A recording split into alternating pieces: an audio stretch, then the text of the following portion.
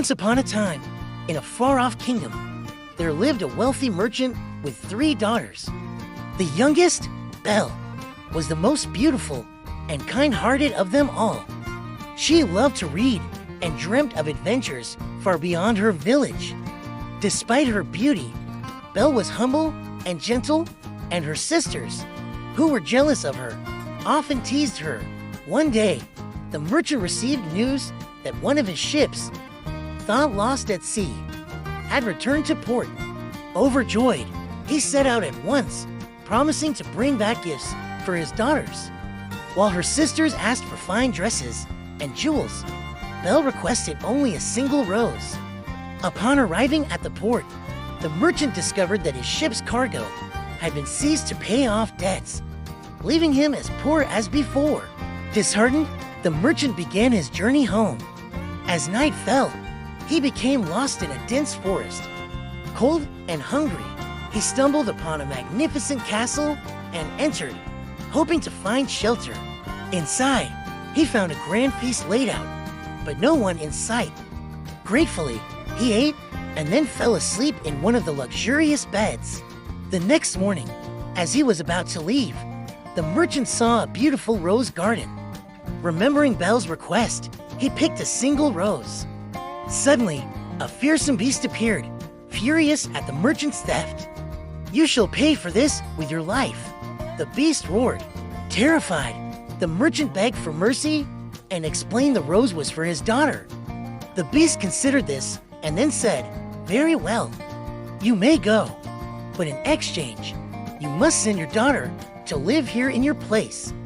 She must come willingly, or you shall return and face the consequences."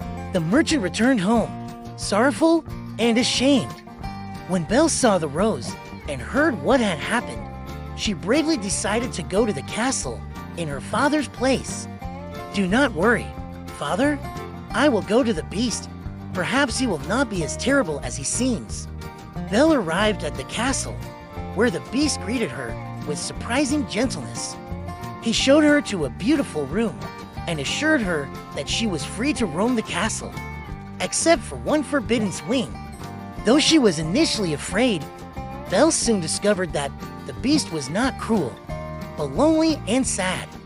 He treated her with kindness and respect, and over time, she began to see the goodness within him. Each evening, they dined together, sharing stories and laughter.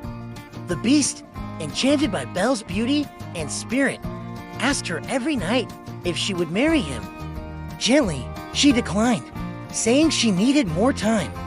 Despite this, they grew closer, and a deep friendship blossomed between them. One day, Belle used a magic mirror the beast had given her to see her father. She saw that he was gravely ill and begged the beast to let her go to him. The beast, though heartbroken, agreed.